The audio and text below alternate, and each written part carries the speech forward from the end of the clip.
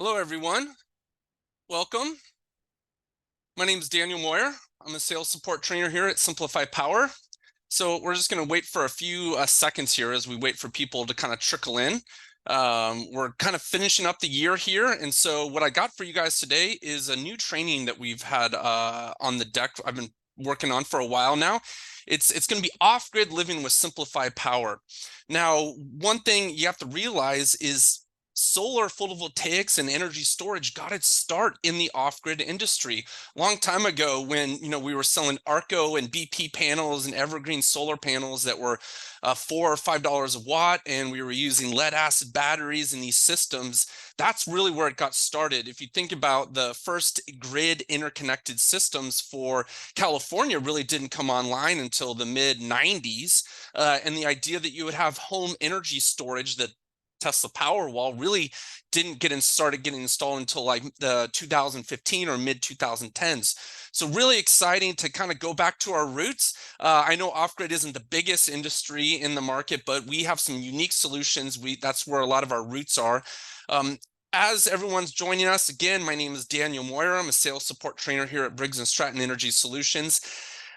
We have no chat available on this webinar. So if you want to put in a question at the Q&A. It's at the top or the bottom of your screen. You'll see a little Q&A button. So go ahead and put your question in or comment in there, and I'll address them during the talk or perhaps at the end.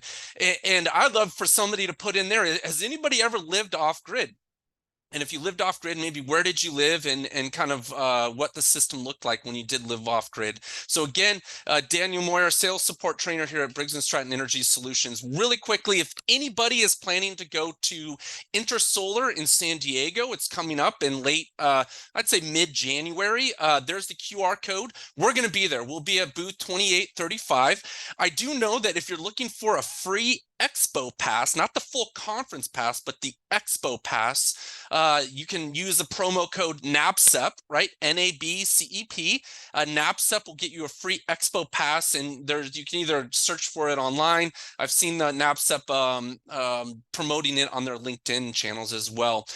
That being said, is that this talk is not NABCEP approved. We are in the process of getting this approved. So next time you attend this talk, I will be able to answer some credits. Great. I already see somebody commenting about their off-grid experience. Please go ahead and pop those in there, and we'll go from there as well. We're just going to quickly run through this history of off-grid, the types of off-grid systems, sizing. We're going to talk a little bit about lead acid battery replacements, because there are a lot of people out there that already live off the grid that are looking to replace their existing flooded or maybe even sealed lead acid batteries with lithium ion alternatives. I'll show you how we have some calculators to look at that. We'll talk about our products, talk about our IQ program for some of you, and I'd love to get a survey. So really quickly, as I was preparing to do a little research for this talk, I kind of wanted to go back in history and go back in time and look at where we all got started. And just a few minutes ago, I mentioned Arco solar panels or BP panels. And on the top right picture, that's kind of what you're seeing. And that picture came from a great group called Solar Pioneers, or solarroots.com. You can check them out. They kind of got their start up here where I'm at in Arcata, California, in Humboldt County. A lot of people that went off grid were up here in the mountains, and they used these solar panels. And I went back to Home Power. If anybody remembers Home Power magazine, they're out of publication now, but they were great. And when I worked for Sunfrost refrigerators, we always advertised in Home Power, so we'd always get some copies of the magazine sent to the office, and they're usually biannual. They did them every 2 months. And I went back in time, back in 2001, and I was looking at this. And if you look at here, look at some of the prices here, right? So what you're looking at, those RV power products, those are charge controllers. It's incredible. You could go on to Amazon now and find an MPPT charge controller for under $100. A 75-watt Siemens solar panel was $374. So it was really interesting to see the pricing and how prices have really dropped off. Remote cabins and homes, those were the first people that were using photovoltaics.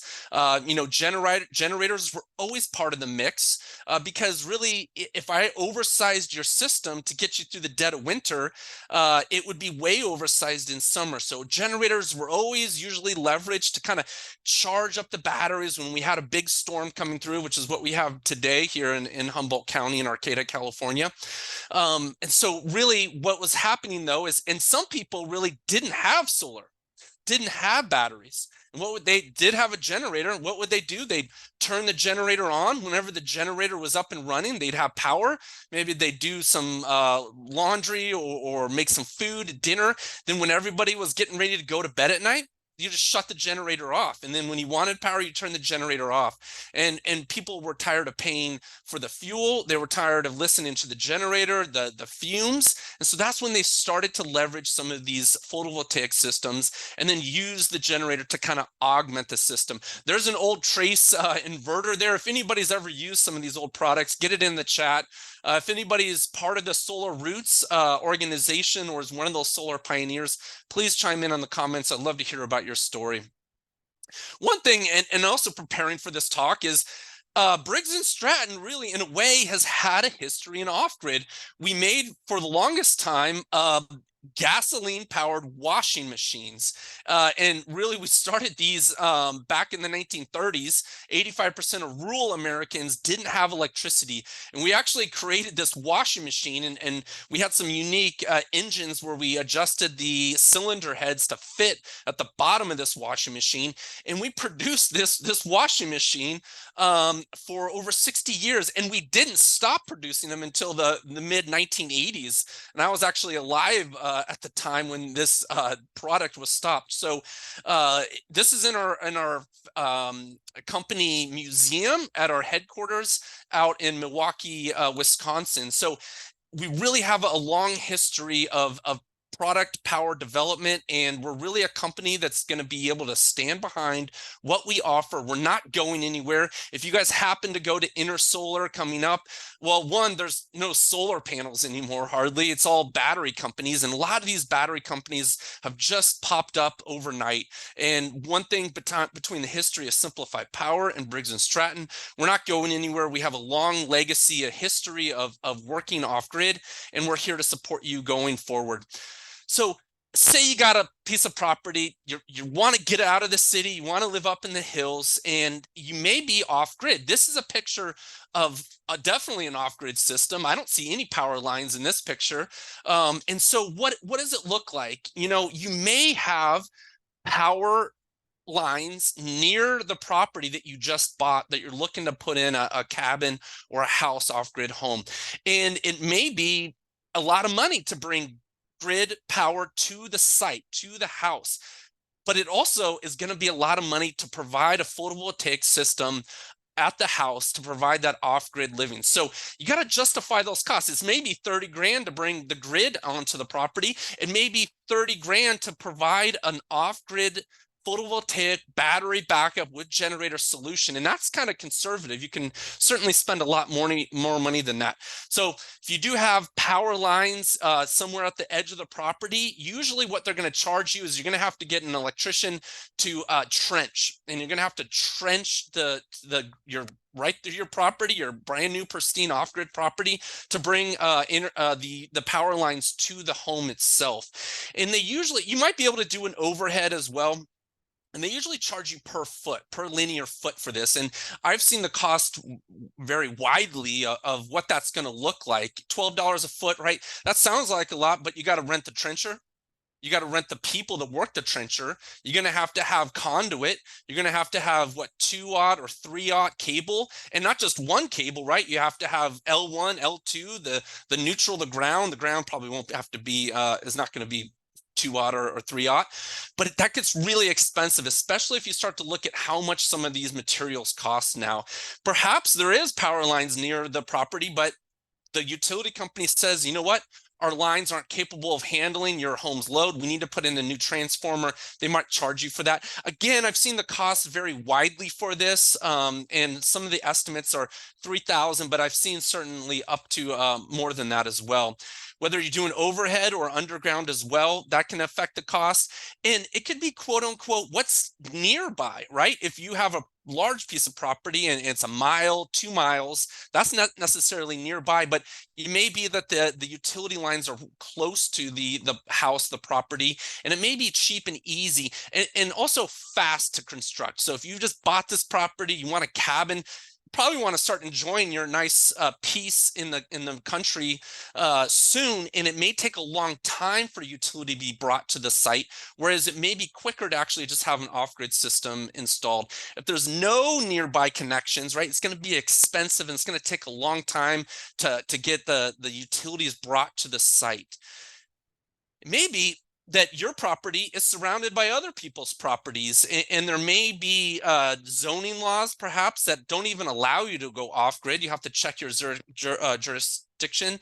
You're going to have to get surveys and permit fees, and there might be right-of-way agreements where your neighbor necessarily doesn't want your power lines going through their property, but there may be right-of-way agreements or easements that allow you to bring that power in. So we've done this comparisons a little bit. Briggs Stratton Energy Solutions is one of the only 2 companies in the country that make both generators and energy storage. So we're experts in both. And we really have talks that talk about how batteries and energy storage can complement each other. And what we're about to kind of run through this list here is kind of the alternatives between the two. You got PV, there's no moving parts. I'm always blown away that you can put something out in the sun for lasts like 25 years. Really, it doesn't even start to degrade after at least till 10 years, that it has no moving parts and will produce power continuously. There's no maintenance, no fuel, no sound. If you do have flooded lead acid batteries, of course, you're going to have to water them. You're probably going to want to wash the solar panels as well. But if you don't have that generator, no fuel changes, no propane truck coming up your driveway and chewing up the driveway, and there's no combustible fuels as well. You can scale these systems up, right? You can't really slap a turbo onto a generator and expect more power out of that generator, but you can add batteries or add inverters to our systems. That's one unique thing we have for a Briggs & Stratton Energy Solutions, is that you can scale these systems up. If you are way up in the mountains, and I'm thinking of you, Colorado, I'm thinking of you in the Sierra Nevada, maybe Gold Country up in the foothills, engines derate as you go up in altitude. But one thing about solar is that it's expensive, really. So you have to kind of look at that alternative. What does it cost to bring grid to the property? And maybe if you can get away with just running a generator when you want to have power on the house. You may be on a property that is in the middle of the redwoods, and you don't have that solar insulation available on site. So you may understand, and maybe you're up in some of the rainforests up in Seattle where there's not a lot of sun in winter. So a generator usually is always going to be part of the mix when you're living off grid. I do see energy storage cost coming down and the complexity coming down as we start to develop these systems. But if you are going to go off grid, and we're going to talk about this in a minute, you really have to think about the loads that are in the home and what that means. And a lot of people, they are used to living off grid, now go live on grid. People used to living on grid, now go live off grid. They're not really keeping in mind where this energy is coming from, and maybe used to leaving the lights on in the house. I know I am. My wife is constantly coming around and turning off lights behind me. But you have to kind of educate the homeowners and explain to them what it means to live off grid, and you're not necessarily going to have all the luxuries that you may be used to living on grid when you do go off grid, and understand how the seasonal changes may affect that. Maybe if it's sunny out, the batteries are fully charged, go ahead and do all of those kind of luxury items you like during the day. If the batteries are charged and the solar is producing, and the solar has nowhere to go unless you're using the loads. At night, when the sun starts to set, or in the winter, go ahead and start to conserve, because you need to make it through the night. So those are the kind of tips and tricks that we take for granted as solar experts that a lot of people maybe don't understand. Loads drive the cost and the complexity of the system. So what we want to do is what?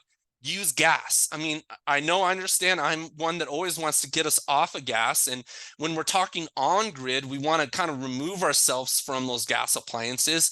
But if you're out in the woods, use gas. Get a log splitter, right? And use that for your water heating potentially, right? You can have a copper coil wrapping around a wood stove that's making hot water for you. Perhaps even think about using solar thermal, right? I don't know how many, and I'd love to see somebody put in the chat if you're still doing solar thermal, right? Not solar photovoltaics, but actually still using some flat plate collectors and or maybe evacuated tube collectors, and you're generating hot water for maybe space heating and or hot water. I'd love to hear about your stories in the chat or the Q&A, please. Cooking, space heating as well. Use DC loads. That's another thing that kind of Sunfrost was always known for, is every time you use an inverter, you lose something. Although the newer inverters are pretty efficient, but use DC loads, use LEDs. I don't even think you can still go buy an incandescent bulb at the store anymore. You're probably going to only be able to find LEDs, but you can certainly find DC LEDs. Again, like I mentioned, do things during the day when the sun is shining, the batteries are full. Try and live with unnecessary items. Now, you just bought an off-grid home, so try and embrace that kind of lifestyle, if you will. So can you go without a dishwasher, a clothes dryer, maybe you have a clothes line perhaps? Certainly don't get electric heat. If you're going to use some sort of heat, use propane furnace, and really then all you have to do is power the blower wheel. Perhaps you have a wood stove to augment that. You could potentially use heat pumps if you want as well. Reduce phantom loads. Does everybody remember the kilowatt meter? Look around your house, and phantom loads haven't gone anywhere. They're still out there. And think about what's plugged into every outlet, that little alarm clock by the side of the bed, maybe even your little iPhone charger that's not plugged, your phone's not charging, unplug it from the walls. When we're talking off-grid system, every watt hour counts, and trying to get those reduced by being a very aware of what's going on in the home. Usually efficiency of loads may decrease with age. I don't see that too much with a lot of systems, but keep that in mind as well. And also keep in mind that when it's winter, you're not going to be able to do everything you could when it was summer. And get those homeowners involved. People change, the family grows, grandma moves in, seasons change. They may add a load and not even tell you about it. They may replace that high efficiency light bulb that you put in with incandescence that they had saved somewhere, or a less efficient refrigerator, or maybe they took out something and put something in. So again, make sure you turn off those loads, go back along. So I like that picture in the top right-hand corner. What's happening in that picture? It's a wood stove, and there's one of those fans. I think those work on those what is it, those non-moving, I forget the name of it, I'm spacing on it, but it's a motor that basically works on heat. Somebody please put in the Q&A what this is. If Nathan was here today, he'd know the name of it. A Stirling engine. That's what it's called. A Stirling engine is making that fan work that's heating the room. What are they also doing? They're cooking food with a stove, a wood stove. Of course, you see that bucket of ashes, and they have to split the wood. And so there's a lot of work involved, but you moved off grid for a reason. LED light bulbs, and think about that washing machine.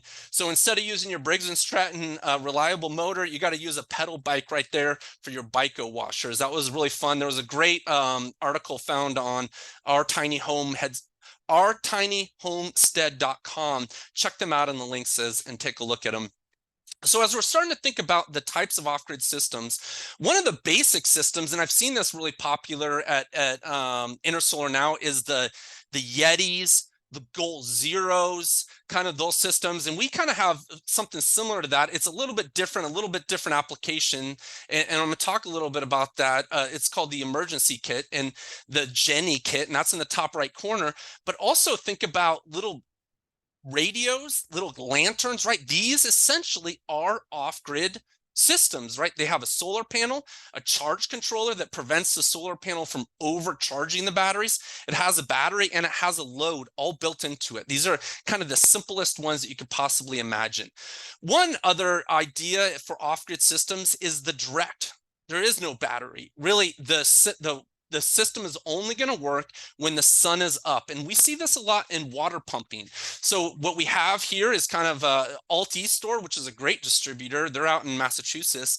They're showing this diagram here. And what you have is a solar panel, a linear current booster, which kind of allows the solar panel to start up the inductive motor, the motor that's in that pump, and we pump up water into a tank that's sitting uphill of the house. And so really it's only going to pump during the day, or only pump during sunny days, I should say. We're going to pump that water up and then use gravity to kind of create the pressure that we're needed to get water to come out of our taps. So no battery, a direct drive system. And so these have been around a long time. You can also use it for fans as well. I've seen those in certain applications. One other alternative, and this was kind of back in the day, was there was no inverter. There was a solar panel with a charge controller that would charge up the battery, and then you would use DC. You would just use either 12, 24 volts to run your loads, and you'd be surprised how much you could actually get in a home and how much you can get away with without an inverter. A lot of times back in the old days, inverters were expensive. It was a place where you would lose efficiency. And so what we would do is we would use this SunSaver MPPT charge controller from Morningstar, right? And you got the solar panel coming in, you got your batteries coming in, and more importantly, you had a load out. So this version of here has the MPPT 15L, and the L stands for load, so that it actually has a low voltage battery disconnect. So if you happen to have a cloudy day and you got a lot of lights on, and you put a bunch of warm food in the fridge, and the fridge is chugging along, and the batteries start to get depleted, the charge controller will automatically turn off the loads. It will disconnect the battery from the loads so that you don't over discharge your battery. In this version, you can actually get in there and adjust some of those set points, and we'll talk a little bit about that here in a few minutes.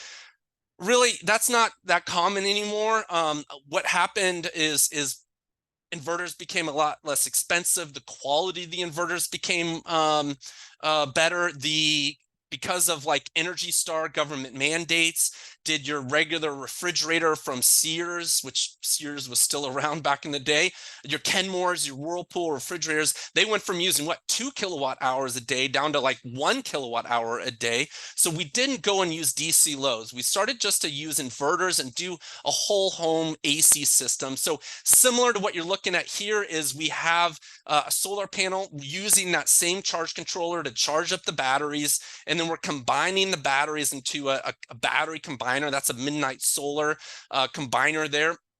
And then we use an inverter, right? And we have one of those nice Morningstar Sure Sign inverters. And usually the inverters have their own low voltage battery disconnect built into the inverter. So you'd have to program the SunSaver MPPT to have an appropriate low battery voltage disconnect. We like to see 48 volts at a 0% stated charge on our 48 volt batteries, or a 50.2 to maintain an 80% DOD on our 48 volt batteries. I think these are all 24 volt systems here. I don't believe the SunSavers come in a 48 volt versions, but you get the idea. You know, adjust those so you're not fully discharging the batteries. Use AC, right? So this is what's more common to see, but I'd really still like to see everybody on this call leveraging DC loads if possible, avoiding to have using inverter. Some people used to shut these inverters have a parasitic draw on them. They might be using 15 watts when not powering anything. So I've seen people that would turn off the inverters when they don't need them, and then turn on the inverter. So we're really counting our pennies here, everybody, when we're living off grid. And if you're working on a budget, if you're not trying to splurge and go crazy, these are little tips and tricks that were always leveraged. A lot of times people, though, like I mentioned, they're not going to use strictly solar. They're going to want to have a generator as part of their mix. And we have a great system here. What we're using now is a solar going to our Briggs Stratton 6K inverter that has the inverter built in. It has the charge controllers built in. It additionally has the automatic generator start, 2-wire signal to start, built into the inverter. And what that does is that recognizes when the batteries start to get in a low state of charge, it will recognize that send a 2-wire signal to start up that generator, run the generator until the batteries are full, and then shut off the generator. So you're really going to maintain that independence, and you could theoretically still tap off of the battery bank and run some DC loads. But again, as these systems get a lot more advanced and not complicated, but more reliable with these higher quality inverters like found in our inverter, we're not really going to start to see those 6K, those DC loads anymore. There's another type of off-grid system, and I've kind of gotten this a lot, is that there is a lot of people that live on-grid that call me up and say, Dan, I hate my utility. I don't want to be part of them. I want to be off-grid. And so they're the on-grid, off-grid people. They may have grid connectivity to their home, but they want to set their inverter up for 0 export and 0 import, right? And we have that ability to get into the programming of our SimpliPhi 6K inverter, Briggs Stratton, to adjust that, really to make them off-grid. A lot of times people who say that to me, I recognize though that you're still going to want to use grid at some point usually, because in the dead of winter, your system is going to be either not able to support the loads, or I'm going to have a huge oversized array to get you through the dead of winter. So it's a unique thing, and how we go about sizing is a little bit different than what we're going to talk about. This talk is really focused on true off-grid people that don't have utility, but I hear it a lot. People that are on grid that want to go off grid, and we certainly can do that with some of the equipment that we're able to offer. I'm going to back up, right, and talk a little bit about some of those packages. Now, I've heard of the Goal Zero, the Yetis, and what we offer is our Jenny emergency power kits. We've been offering these things for a long time before those other companies came around, and I don't really consider them kind of in the same ballpark. What these are really very rugged, robust systems. They're in these Pelican cases, right? And so they're really able to be taken to very remote, very harsh environments. I wouldn't want to take my Goal Zero, put it out and go wheeling out on the Rubicon, or go out into the desert and bring my little Yeti. Yeah, it would work probably, but year after year, these Jenny emergency kits are very robust. They have these kind of Pelican cases that keep them very secure. And what we've done is taken some of our proven batteries and put them in these cases with inverters that allow you to run these loads off grid. We have 2 versions, the big Jenny and the little Jenny. It's important to note that we sell them with or without the solar panels. So just keep that in mind when you go to buy them. You can always get your own folding solar panels, or have your own aluminum frame solar panel as well.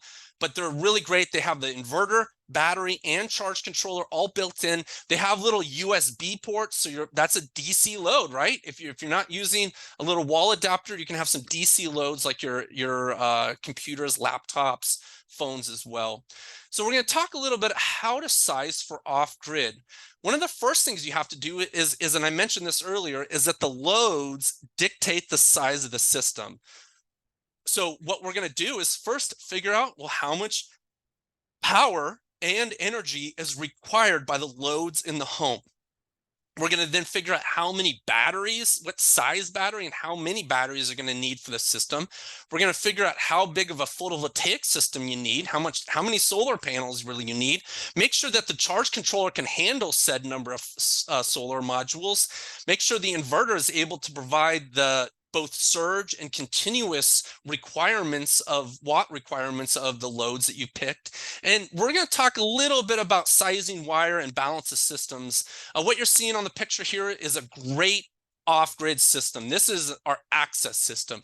We have 6 of our 3.8 amplify batteries at the bottom of this, right? A little bit over 20 kilowatt hours, with a 6K inverter right up top with our bus bars, terminal blocks, and a NEMA 3R outdoor rated enclosure.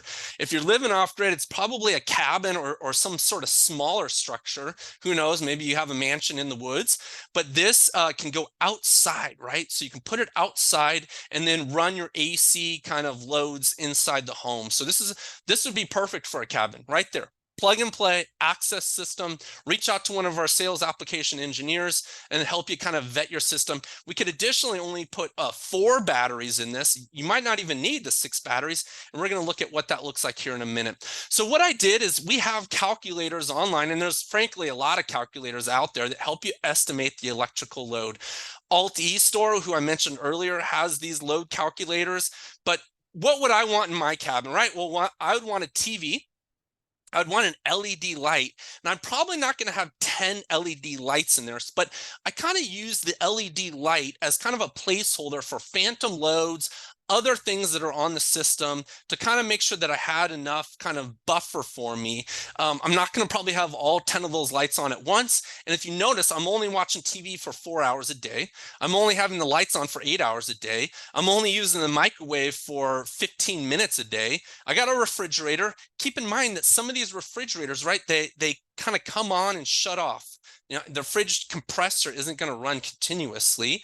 And I've got to have my laptop, my cell phone as well. So what we did here is really we took the watts that these devices use, how many of the devices we have, how many hours a day they're running, and that gives us how many watt hours we're going to use in a day. For example, this is about 4.6 kilowatt hours a day. But then also keep in mind that certain loads might have a surge, right? That compressor, the electrical motor in the compressor of that refrigerator is going to have some inrush current. So what we're going to want to call out is what our continuous watt draw is and what our surge watt draw is. And that's going to help us pick an inverter coming up here in a second to make sure we can cover both of those. If we have water pumps, sump pumps, and those other devices, right? Remember, we're pumping water uphill and we got a water tank above our property. So if you don't have elevation, you're going to want to think about a water pump, right? Because you're going to at least want to have running water. You may be that off grid, but you want to have at least something going for you. So what did we figure out? We figured out how many watt hours we used a day, 4.6 kilowatt hours a day. This is not going to be a DC loads. I'm planning on running all of my loads through my inverter. Keep in mind, inverters aren't 100% efficient. When you turn that DC to AC, we're losing some. We're losing about 10%. So I'm going to bump it up. I'm going to consider, well, I'm probably going to use about 5.1 kilowatt hours. Then we think about days of autonomy. Now, if we're living off grid, we're going to have a storm that comes through. A lot of times I would like to usually size for 5 days of autonomy. But in this case, 3 to 5 days is usually appropriate. By the end of the 3 days or by the end of the 5 days, the sun is probably going to come out. If not, you're probably starting up your generators. So what that means is if I'm using 5 kilowatt hours a day, I need to have about 3 days of when I can go without having any generation, no solar. So I'm going to bump it up to about 15 kilowatt hours a day.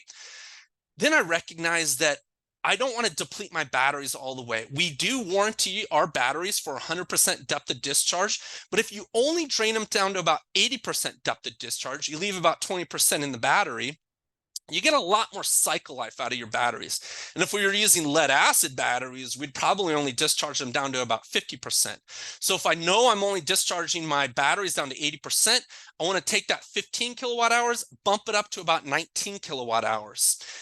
I know that I need 19 kilowatt hours of storage in my battery bank. I take the nominal capacity of the batteries that I plan to use in my system, and whether it's the 4.98s, whether it's the 3.8s. In this case, I'm taking the 3.8s, and I need 5 of our 3.8 kilowatt hour batteries, which is the picture on the left you see up in the top right corner.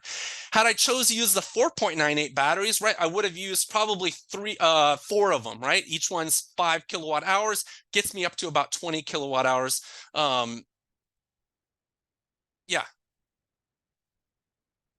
One thing we need to do is I think I got my math wrong on that a little bit. I'm going to come back to that here in a second. One thing we need to do is think about how much sun you get, right? So we figured out how much our loads use, how many batteries we need in the bank, and then additionally, now we're trying to figure out how much solar do we need for the system. And what you're looking at here is a map from NREL that's showing the amount of kilowatt hours or the amount of sun hours you get at any location in the United States. And now keep in mind that this is averaged for the year. Behind me on this map that everybody sees on my wall behind me, this is averaged for the worst month of the year. So if you're going to size the system for off-grid, you really have to size it for the worst month of the year, January or February's. But again, a lot of times I will oversize the system. So what I might want to use is this map here that's going to be averaged for the middle of the year, probably right, the fall and the spring, knowing that I'll have a generator incorporated in the system to allow me to power those systems up. I'm going to choose kind of somebody who might think that they don't get a lot of solar, right? And I'm up here up in the Arcata, California, in Humboldt County. So I usually get about 4.5 sun hours a day. So I know I'm going to have 4.5 full sun hours. The sun might be up for more than 4.5 hours a day, but in the morning it's not really considered a full sun. When it's noon, that's a full sun hour, and then in the afternoon, that's not a full sun hour. Keep in mind that site specific. Now, put in the chat or the Q&A, does anybody still go out there and use a solar pathfinder, or are we all just now relying on our Aurora solars, our open solars, our the other tools that are available out there for us, the sun metric solar I think it's called. I probably got the name wrong there. We know we got 4.5 hours of sun at our latitude or whatever our geographic location is, but we need to make sure that at a site specific on the place that you plan to put the solar panels, do you have any shading obstructions? And what this device does is allows you to look at different months of the year during different hours of the day and recognize that certain shade, like this tree, for example, over here is going to be shading us in the morning. And we got some maybe, and that's going to kind of in this house, kind of all across the year. Maybe up here, we see some shading right here in December, though it doesn't affect us necessarily in the summer. So what this allows us to do is take the percent of 4.5 hours and then using this solar pathfinder, and there's other tools available, and then add or account for those lost of sun hours. So 4.6 kilowatt hours a day. We know there's some round trip efficiency loss in the batteries, about 0.96, so 4% loss. I do know that there's going to be some tilt, shade, and system inefficiencies, and that's about 70%, right? So, or 30% loss. So I'm going to take that, that 4.5 hours, and really after I've accounted for all that, I'm going to bump it up to about 6.8 kilowatt hours is what I need to have. So that's my kind of my corrected kilowatt hours. And then I'm going to divide that by how many sun hours I have a day, which is 4.5. That means I need about I need 1,500 watts of solar on my system, this hypothetical system I've been walking you everybody through. That being said, I would probably almost double that. Solar is cheap, right? If I'm spending $1 a watt, or $2 a watt installed, and I can have, and maybe I'm on a tight shoestring budget, but I might even double that so that I know that I'm gonna have to run my inverter, my generator as little as possible in winter. I can go ahead and leverage that larger solar photovoltaic array. So we know, let's just go back to 1.5 kilowatts is my photovoltaic size. I need to make sure that my charge controller is capable of handling that. And there's a great Outback. I'm not picking favorites here, right? Morningstar, Outback, we work with it all. They have some great charge controllers, and you can see here that this 24-volt system, this Outback FlexMax 80 can handle 2,000 watts at a 24-volt system, which is what I'm planning to do for we have built-in charge controllers in our inverter, like I mentioned earlier, and it can handle a lot more, 7,500 watts. So I know that I've chosen a charge controller that can handle my 1.5 kilowatts. Keep in mind, whether we still make inverter agnostic batteries, we still make charge controller agnostic batteries. So if you have these Outback, Morningstars, an old Trace, whatever the case may be, we have integration guides available on our website that tell you how to program that piece of equipment, usually in the order in which that equipment asks for those settings in their menu, to make sure that you treat the batteries the way they want to be treated, right? What's the bulk voltage, what's the float, disable, equalize, and what are low battery disconnects, what are our max charge and discharge amps. That's helps you a lot of times setting these systems up. So what have we done? We know our loads. We know our batteries we need. We know the size of the solar array we need. Now we need to choose an inverter. And before we just jump into how many watts or surge watts the inverter needs, let's think about the different types of inverters out there on the market. Really, what we're looking for is really efficient inverter that doesn't have a lot of parasitic kind of standby loss. Remember earlier I talked about people who just shut inverters off and turn them on whenever they need the AC loads to work. Something that can surge to provide those support for those motor loads, something that can really provide a nice clean sine wave and give us that 60 hertz. Probably want to have it outdoor rated if you're living in that cabin. Have the ability to automatically shut it off. If it shut the inverter down, turn off the AC loads if your batteries start to get low. Sometimes you want to have them integrated built-in charge controllers, be able to talk to the inverters, be able to series them, right? Can we add inverters together? Low cost automatic generator start and a good monitoring system. So back in the day, what a lot of times we do is we would have an Outback inverter, an Outback charge controller, a Mate 3S, and kind of put them all together in a monitoring system and have all of these different parts and pieces all kind of cobbled together. Really, what I'm seeing now is everything all in one, a hybrid inverter. And that's what you see. The picture on the left, that Outback system, our inverter on the right can do everything that one can do, but it's all in one package. And granted, Outback, and honestly, Outback also has a version of that, right? I just use this as an illustration of what it used to kind of look like back in the day. Keep in mind, whether you use the thing on the left or the thing on the right, our batteries can still work with both of them, and we have those integration guides to show us.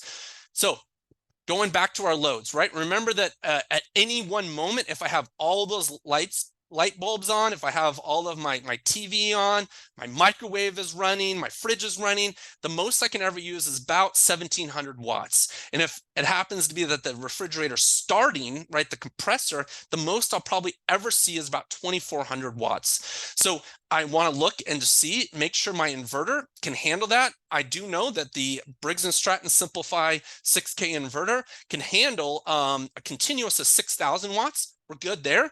And I know that the inverter can handle up to 12,000 watts for a surge. So I know I'm good there. Last thing I want to kind of talk a little bit about is a lot of us are used to working on AC systems, on grid homes. And when we think about an on-grid home, we're dealing with higher voltages. We're dealing with 110 voltages or 240 volt loads. So there's a lot more pressure, right? There's a lot more volts pushing the amps through the wire. But when we start to get to off-grid systems, especially when we start to get to 12 volt or even 24 volt systems, we see that we need to usually upsize the wire.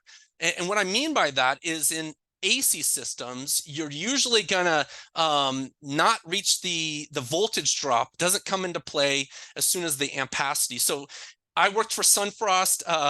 Larry Schuster, if anybody knows him, has been my mentor for a long time. And we sold these Sunfrost refrigerators, right? DC loads, so avoid using the inverter. So you got a DC Sunfrost. It uses 24 volts. It draws 10 amps at startup, and it's 35 feet away. Well, according to code, right, if it's only using 10 amps, I could probably use 14 gauge wire.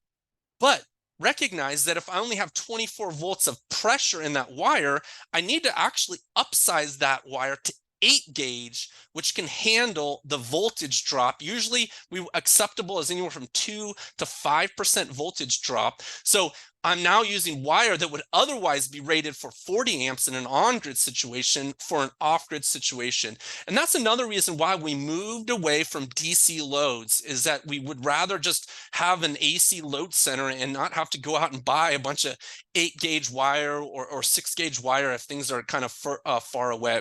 So that's kind of keep that in mind is when we're doing DC loads, you usually have to use thicker wires than you might realize. This is our system, right? So we have our 4.6 kilowatt hour a day is what we recognized. We definitely accounted for some inefficiencies there. We have 19 kilowatt hours of battery. We have 1.5 kilowatts for our system. 1.7 kilowatts is our continuous, 2.3 for our surge, and we knew a charge controller. So this is what I'm going to spec out. This is what's going to be on my cabin here. I'm going to have a 6K inverter. I'm going to have some 300-watt Canadian solars. They're all going to be strung in series to build up to 163 volts. So that's enough voltage to get my MPPT charge controller to come alive in my Briggs Stratton inverter. I'm going to have a generator, 13K Briggs Stratton generator with a propane tank that's powering it or fueling it. And then I'm going to have a load center, probably an Eaton or maybe a Square D load center. And I'm going to have some loads in the house and make sure I put my receptacle upside down so it meets code. That's what it can be, everybody. That's how these systems look like. We do have a lot of people that already live off the grid. And one thing that they're usually, if they're already living off grid, they probably were early adopters and they're using lead acid batteries. And so what we can do with lead acid batteries is take out those lead acid batteries that are probably ran dry because the homeowners didn't realize that they have to water the batteries. We can rip them out and go ahead and put in these lithium ion alternatives, and we make a great alternative for that. It's usually pretty easy to do this kind of stuff. One is because you can get into those set points in that out back there, that radian or those charge controllers there, and adjust the set points. And one thing is that you can do is, because these batteries, lithium ion batteries, can be discharged a lot lower, and they can be discharged or charged much quickly, more quickly than lead acid batteries. You usually can take out a giant bank of batteries and replace them with just a much fewer lithium ion batteries. Keep in mind that the batteries that you see pictured on the right, just 5 of them, probably still cost more money than all the lead acid batteries you see on the left. And we're going to talk about here in a minute is the idea, though, that although they're more expensive up front, you're going to get a lot more cycle life out of them and avoiding maintenance. And that over the lifetime of the battery bank is probably going to save you money. So what I showed there was the new battery bank, right? Was 8, so what we do is we take a 3.8 kilowatt hour battery. We know that we can only use 80% of the battery's capacity. That means that each battery really is only about a 3 kilowatt hour battery. I know from that previous picture that I had 16 6-volt batteries that were 8 in series, and then paralleled up to give me a 450 amp hour bank at 48 volts. But I recognize that, so that's 21 kilowatt hours of lead acid batteries. But I recognize that I can only discharge those batteries down to about 50%. So really, I only have a usable of about 10 kilowatt hours. And I know that if I own, that's kind of the equivalent of what I'm working with lead acid. I can take that 10 kilowatt hours, divide it by the usable capacity of my 3.8s, which is 3, and that means I get about 3.6 kilowatt hours. That means I can come in and do about 4 of our 3.8 kilowatt hour batteries and make them work. One thing is I want to keep in mind is that you can usually adjust the set points of our charge controllers to not exceed certain bulk voltages or float voltages or absorb voltages.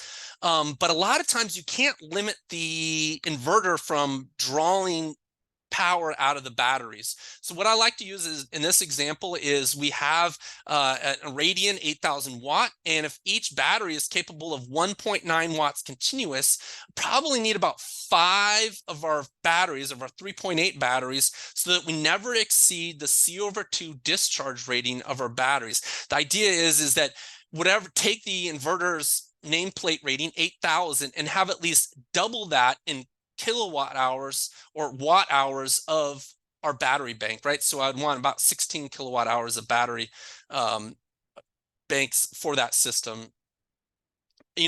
Our off-grid system, what we talked about really is that we only expect about the max charge or discharge of our inverter to be 120 amps.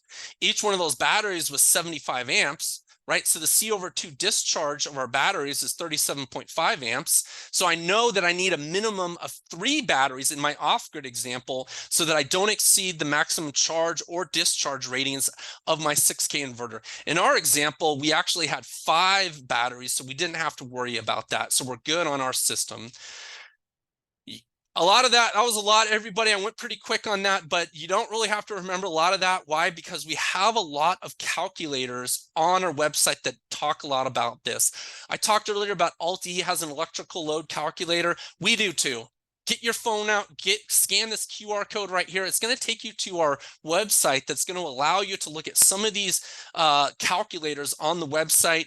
The first one is going to tell us our load. The second one is really going to quickly just tell us how many batteries we need based on the load that you figured out in that first calculator. The system-based one's a little more advanced. That starts to take into account what the expected charge rate of a charge controller and discharge rate of an inverter might be, and then adjust the output accordingly so you don't exceed the C/2 discharge rate of the batteries. And then additionally, we have a lead-acid battery replacement on our website as well. And also, you can find our integration guides on the website. Great stuff. This is kind of coming back to that conversation I was having a little bit earlier, is when we're thinking about somebody's considering lead acid, maybe you're considering quoting them out versus lithium ion alternative. And you can also use this additionally to compare our SimpliPhi Briggs Stratton lithium ion batteries to our competitors as well. What this does really is it takes the price of a battery, over the capacity of the battery, the number of warranted cycles, the efficiency, round trip efficiency of the battery by the planned depth of discharge. And what that gives you right there is how much does it cost to put 1 watt hour into a battery and take 1 watt hour out of the battery over the lifetime of the battery. That alone will show you that you're going to see some savings versus your lead acid batteries, not even accounting for, the heavier weight, the maintenance of watering the batteries, the hydrogen vent fan, and certainly not if the homeowner forgets to water the batteries. So get past the upfront price and start to look at the lifetime cost. It's called levelized cost of energy. Take a look as well. We're coming up at the top of the hour, so I'm going to move pretty quickly, and we'll just talk quickly about the products before we round it out and get to questions. Briggs & Stratton has been around for over 115 years. We have a history of innovation and excellence in power solutions. We're a truly global company, and we really have expertise in both generators and energy storage.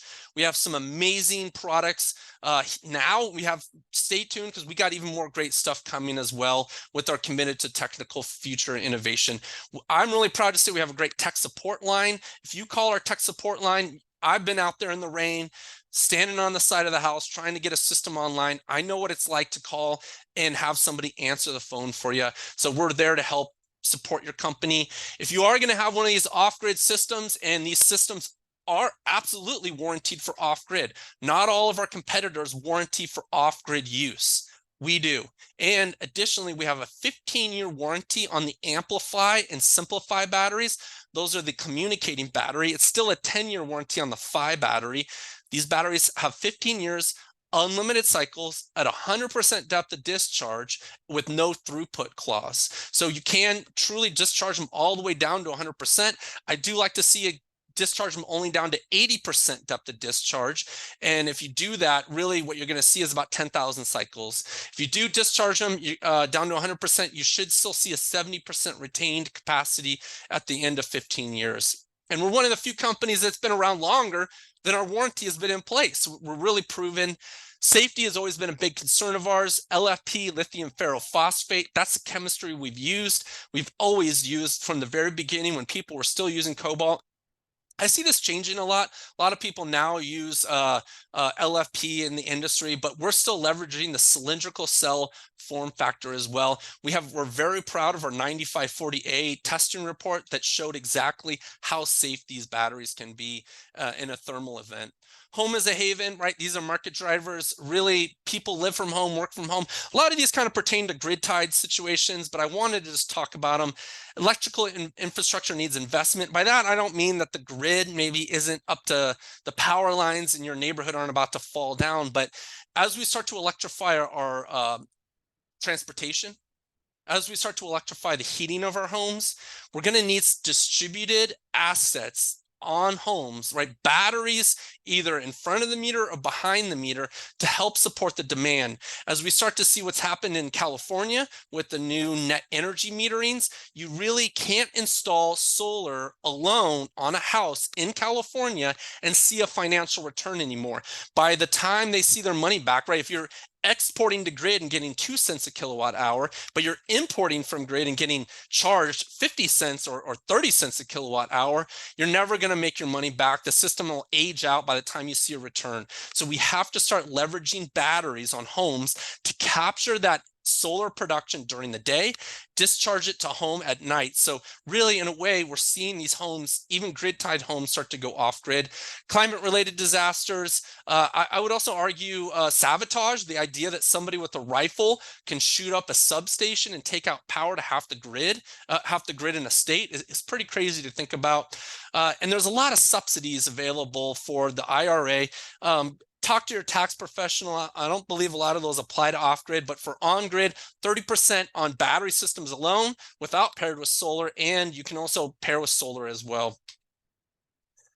Backup power, utility bill savings really needs to be part of the storage kind of solution off-grid. That's why we're here today. Thank you everyone for joining us. Generators are absolutely going to be part of it. A lot of people were going back on grid. A lot of people have grid-tied solar but don't have batteries that are looking to add batteries now. A lot of people who have grid-tied solar may not even realize that the solar isn't going to be on when the grid goes out. 4.98 kilowatt hour battery, that's the batteries on the left there that we have with our system. 6K inverter in the middle, that's what we used for our off-grid system. What I didn't mention is that I'm going to have an app. I'm going to have an app that allows me to monitor my system. I'm going to have an app that allows my installer to keep an eye on my system for me and be able to do over-the-air software updates, and allows me, the homeowner, to see certain things. It's going to allow the installer to do remote reconfiguration. All of the data that's housed in that Energy Track app is housed on servers here in the United States, and the software developers are here in the United States in Milwaukee. Phi is our left-hand side battery. That's the 3.8 non-communicating battery, perfect for lead-acid battery replacements.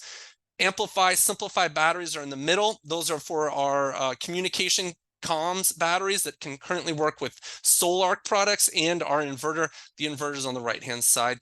That's the access cabinet. That's the system that I would love to see sitting in my off-grid home up in the mountains when I get it someday. We can additionally take the inverter out and put more batteries in there. The Boss 12 will hold up to 12 batteries. The Boss 6 battery will hold up to 6 batteries. Generators, we've been making them for a long time. Really quickly, one thing I just want to mention is that a lot of people that buy generators are on natural gas. And when you go out and buy, say, an 18K generator, you think you're getting an 18K generator, but you're not, because when you run an 18K generator on natural gas, it derates. We're unique that we have what's known as NG Max, where they actually will, 18K generator will actually produce 18K on natural gas, not just when running on propane. We have some very aggressive warranties. It's one thing to pay for the parts, but what about the truck rolls, the van, the tires, the workers that have to spend half a day doing a warranty claim? We're going to pay you for that labor and the miles on the generator side of thing. We have some packages that really try to simplify a lot of this. We're running out of time to kind of dive deep into this, but when you're sitting down at a kitchen table with the homeowners, do your homework ahead of time. Don't confuse them, and you can sell them hours of backup. Maybe this really pertains more for on-grid systems where we're considering some assumptions based on what they're going to be using. But a lot of outages are what are known as nuisance outages, where they're not out for days on end. That outage might be just for a couple hours when somebody crashed into the power line down the road and you're just down for a couple hours. This is what it would look like to back up a home without solar. If you had a generator or if you had a solar to recharge these, you could theoretically island microgrid the home. If you're an installer and you're here, I commend you for your commitment to learning. Please join our IQ Installer program. We have some promotions coming up that are available to you. We have other training opportunities. Briggs Stratton Power Academy, log on. Everybody here has access to that. Keep a look at our upcoming training calendars. Here's some of our training promotions. Really, $1,000 with your first install of an ESS system. If you're an authorized installer, $75. If you sign up to be one of those IQ, $100 per battery. I recognize that we're running out of time for these promotions as well, but these are all on our website as well. You can get some free conduit box, which is kind of the weatherproof top on top of the 4.9s. And if you do buy one of those Boss 6 cabinets and you buy 5 batteries, we're going to give you 1 battery free. Keep in mind, SGIP, self-generation incentive program in California just came through, and we're able to get you some money back on that. If you're here, thank you. I really want to thank you for your time and your commitment to learning. Help me be better. Get your QR code, get your phone out right now, scan this QR code. It's going to take you to a survey that's going to ask you how I can be better at the next time I do this presentation. And one thing is, I really want to be better, right? I always want to have a commitment to improve myself and do something that's going to be more useful for you and your time. You're also going to get a link sent to this to your email after the fact, but please jump on the if you need more help or you want more questions, this is a great way to fill out the survey and we'll get some people in contact with you. Training at simplifypower.com. The survey link is right there again. That's my email. Let's take a look at some questions really quick. Remember, I asked who lives off grid. Jonathan Taylor, he says, I lived off grid with lead acid batteries and a 5 kilowatt system with a Generac backup generator. Great, love it. I wish it was a Briggs Stratton generator. Somebody's asking, are you planning to move to fuel cell technology for stationary power? I get that a lot. You know, what about flow batteries? What about solid state batteries? What about titanate batteries? And what about fuel cell, right? So there's a lot of alternatives out there. There's a lot of different ways. And I'm not going to say that the future doesn't hold that in store for Briggs & Stratton energy solutions. But what I do know right now is the industry is using lithium ion batteries, especially LFP. It's incredible that how safe, relatively cheap, and energy dense, and the ability to quickly charge, quickly discharge, and quickly recharge these batteries have become. And really, that's kind of taken the monopoly on the energy storage market. Of course, there's alternatives that are going to come out, but for right now, it's these batteries, not just our batteries, but again, let me know if you want to go to Intersolar. I'd love to meet you at the booth, and you'll see a lot of battery companies in that market that just happen to pop up. And really, that's leveraging. I don't see a lot of those other technologies there. Occasionally, they're here and there, but a lot of times they're looking for investors. Gail, yes, awesome. I'm currently living off-grid for 20 years. I love it. John, well, thank you. John's been off-grid for 50 years. That's a true pioneer. Jonathan Taylor is chiming in again. His first inverter was a Trace. I believe that came out of Hart, and I've actually had an opportunity to meet Hart. So absolutely, the tech has sure evolved since then. Fernando I lived off grid for around 8 years near in Mexico. Great, I love it. Thomas has been off grid for 10 years. He currently has 6 5 batteries with an outback system. Yeah, so and one thing to keep in mind is when you have a battery, a lithium ion battery, and if anybody needs to jump, I recognize we're 2 minutes over. Please stay here if you guys want to keep attending. But one thing is that if we have an outback charge controller, an outback inverter, or an outback monitoring system, and if you think about a lithium ion battery, fully charged between a fully discharged battery has a very flat voltage kind of curve, right? So a fully charged battery between a almost completely empty battery might have like half a volt difference. So, and usually at either end, it kind of drops off or comes up. What that means is that with a lead acid battery, it was usually kind of a more of a curve between the voltage. But if you have, say, state of charge on one axis and voltage on the other axis, there was more of a curve. So what that means is that when you're using lithium ion batteries that don't have a closed loop communications, if the battery can't transmit its state of charge to a piece of equipment, sometimes that piece of equipment has a hard time determining the state of charge of that battery. And there's different ways to do this. You can use a shunt, right? You can have measure amps in and amps out and give you an idea where that state of charge is. I will tell you this, that if you've properly designed a system, the homeowner should never really need to keep an eye on the battery level, right? The battery bank should always have enough capacity to get you through what the homeowner's trying to do. If they're constantly looking and fretting about the state of charge of the battery, it's not necessary. You should really have it a properly designed system, and you should never really need to look at the state of charge of the battery. Although I do recognize people like to look at that. So if you really have somebody that's really wants to see very accurate state of charge, get a communication capable battery or SimpliPhi or SimpliPhi battery that run those Ethernet cables up to either a solar or a SimpliPhi inverter that can transmit that state of charge. A lot of trace inverters love it. Yeah, thank you, Fernando. Stirling engine, that's what I remembered on that stove there. Hydro was great. You know, that's great in Alaska when not frozen or dried up. Using old nickel cell. Thank you, Thomas, for chiming in there.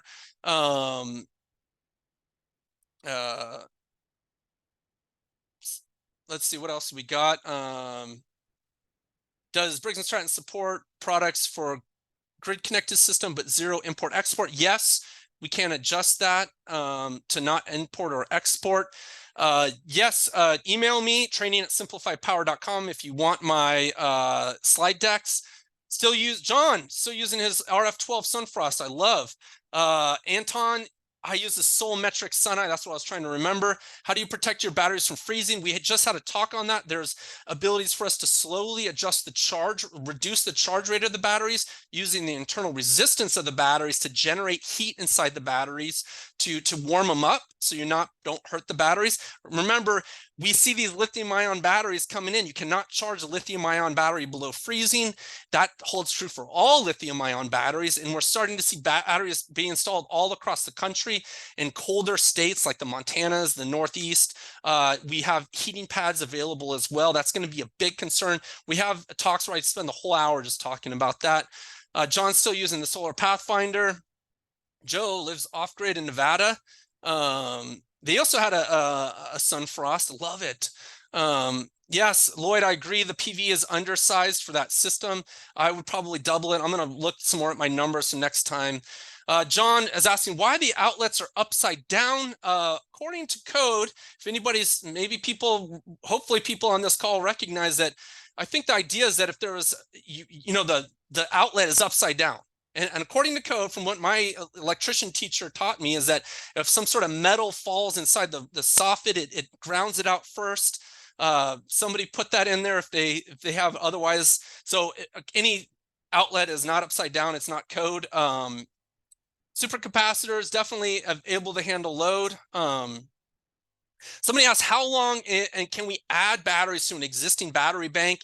It's about 2 to 3 years. Keep in mind that if you add a battery to an existing battery bank, the new batteries are going to act like the old batteries, and the new battery's warranty is going to revert back to the oldest battery in the bank. All batteries lose capacity over time, so 2 to 3 years is about as long as I want to see you do that. Solar Edge, somebody's asking if our batteries compatible with Solar Edge inverters. Not the inverters itself, but you could theoretically AC couple a Solar Edge inverter into another inverter and AC couple in one of those batteries. Email me, please, if you want a copy. Do you have a BMS add-on for the SimpliPhi batteries? No, we don't have that, but Victron makes a great piece of equipment that will allow you to work on that. Happy holidays. That's it for the questions. Happy holidays, everyone. If you come into InterSolar, let me know. NAPSEP will get you a free pass. Thank you. We'll see you next time.